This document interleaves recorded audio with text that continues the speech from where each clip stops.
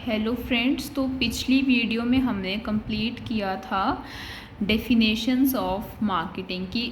वो product oriented और customer oriented दोनों डेफिनेशंस हमारी कंप्लीट हो गई थी, उनकी लिमिटेशंस वगैरह सब कंप्लीट कर लिया था। आगे हम लोग चलते हैं फंक्शंस ऑफ मार्केटिंग पे। तो मैंने बताया था कि जैसे कि 4 फंक्शन होते हैं मार्केटिंग के: research function, exchange function, physical function और फैसिलिटेटिंग फंक्शन। ठीक है, रिसर्च फंक्शन में आपके 2 आते हैं, एक आता है मार्केटिंग रिसर्च और एक आता है product planning and development. Exchange function में आपका आता है buying and assembling, selling. Physical functions में आपका आता है transportation, storage and warehousing, standardisation and grading. Facilitating functions में आपका आता है branding, packaging, pricing, financing, risk bearing, advertising, after sale services. तो स्टार्ट करते हैं हम लोग रिसर्च फंक्शन से। Research functions, modern marketing is the concept of customer oriented. कि जो मॉडर्न मार्केटिंग है वो किस कस्टमर ओरिएंटेड है ना। तो कहाँ पे फोकस करेगी? It focuses on taste, choice and preference of the customer by marketing research। तो ये मतलब अपनी प्रोडक्शन तो उसी हिसाब से करेगी ना कि जो कस्टमर को चाहिए होएगा, है ना। It further includes in 2 main functions of marketing. इसके आगे फर्दर 2 फंक्शन हैं। एक आपका आता है जैसे कि बताया था मार्केट रिसर्च, और दूसरा आपका आता है प्रोडक्ट प्लानिंग एंड डेवलपमेंट। तो मार्केटिंग रिसर्च देखिए क्या होता है।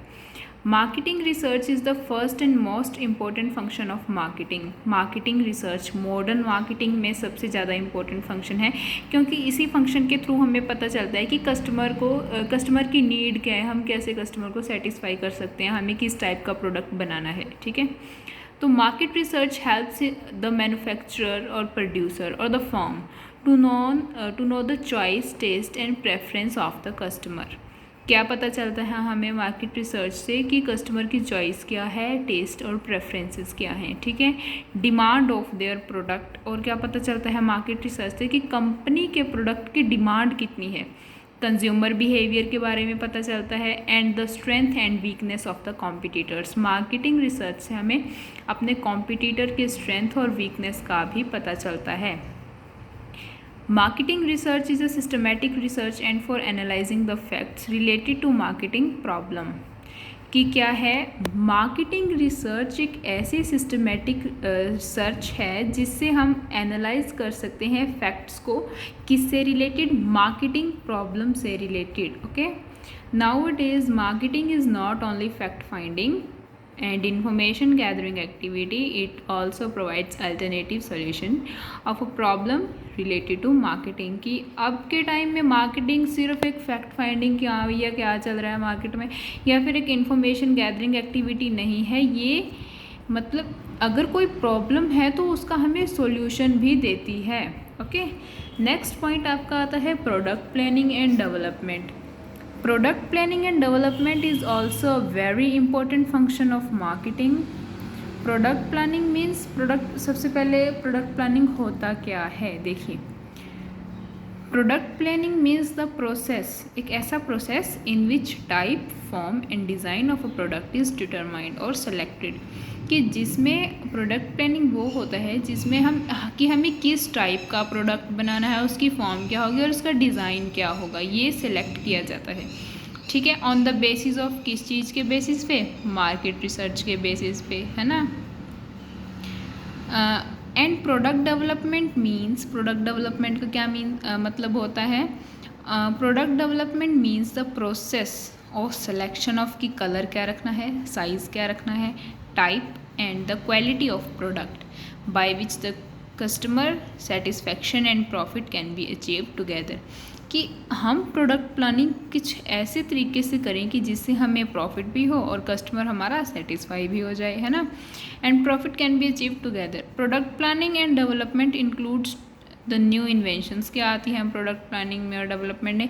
कि नए नए आइडिया आए, है ना, कि प्रोडक्ट में कोई चेंज करना है, और other decisions related to the product of a company, की किसी और प्रोडक्ट में कोई चेंज करना है ना, या फिर कोई ऐसा नया मतलब यूनिक सा प्रोडक्ट हमें डेवलप करना है, मार्केट में लेके आना है ना, कि जिससे मार्केटिंग भी इंक्रीज़ हो।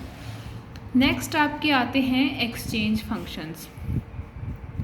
इन मार्केटिंग एक्सचेंज मीन्स, मार्केटिंग में एक्सचेंज का मतलब क्या होता है, ट्रांसफ़र ऑफ ऑनरशिप की। जैसे पहले गुड्स प्रोड्यूसर के पास थे, या हाँ पहले गुड्स प्रोड्यूसर के पास थे, फिर होलसेलर के पास गए, फिर रिटेलर के पास गए, एंड देन कंज्यूमर के पास गए। या फिर डायरेक्ट कह लो कि हाँ जी भैया पहले तो प्रोड्यूसर के पास थे, फिर वो कंज्यूमर के पास चले गए। In marketing exchange means the transfer of ownership. Exchange functions of marketing includes 2 functions. इसमें 2 फंक्शन आते हैं आपके। एक होता है buying and selling, it is also known as merchandising function. Buying and selling को हम और क्या बोल सकते हैं, मर्चेंडाइजिंग फंक्शन बोल सकते हैं। This includes activities which are conducted for creating demand and availability of the products in market. अब ये बाइंग एंड सेलिंग एक्टिविटीज़ क्यों करी जाती हैं, ताकि मार्केट में डिमांड क्रिएट करी जा सके, है ना। तो अब हम आते हैं बाइंग एंड असेंबलिंग पे, इसी का जो पार्ट है। Buying is the most important function of marketing, है ना। बाइंग, अब खरीदेंगे तो सभी। Buying and selling are inseparable, कि बाइंग और सेलिंग तो 2 ऐसे फंक्शन है जिनको अलग कर ही नहीं सकते। A manufacturer buys raw material to make the product. Manufacturer क्या बाय करता है, रॉ मटेरियल, है ना। A wholesaler has to buy the product to sell them to the retailer. Wholesaler किसके लिए खरीदेगा, रिटेलर के लिए। रिटेलर किसके लिए खरीदेगा, कस्टमर के लिए, और बेचेगा भी उन्हीं को, है ना।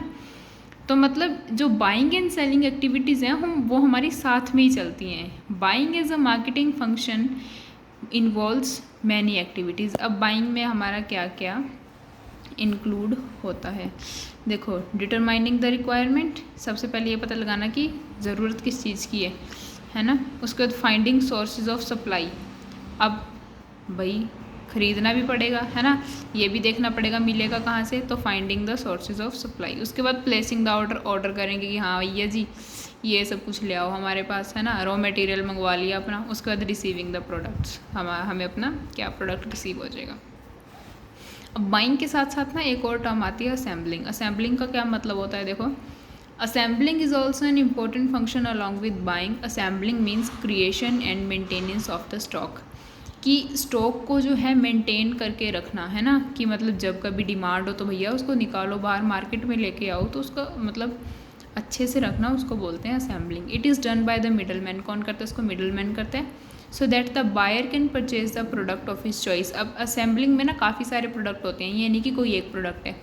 जिस भी प्रोडक्ट की डिमांड आई, चलो जी मार्केट में, ताकि जो है वो कंज्यूमर उसको परचेज कर सके। नेक्स्ट इसका पार्ट आता है आपका selling. Selling is the important function of marketing through which a firm can achieve it's objectives.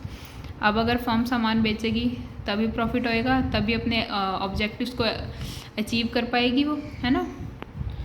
Now days selling has become very complicated function. Selling क्या हो गया अभी, सेलिंग भी बहुत कॉम्प्लिकेटेड फंक्शन हो गया। कैसे, because there is a large number of competitors. अब देखो कॉम्पिटिटर्स भी इतने हैं, गुड्स के सब्सटीट्यूट यूँ एक से एक निकल के आते हैं, है ना, तो वो भी अवेलेबल हैं। तो सेलिंग थोड़ी मुश्किल हो गई, क्योंकि मार्केट में कॉम्पिटिशन बहुत ज़्यादा है।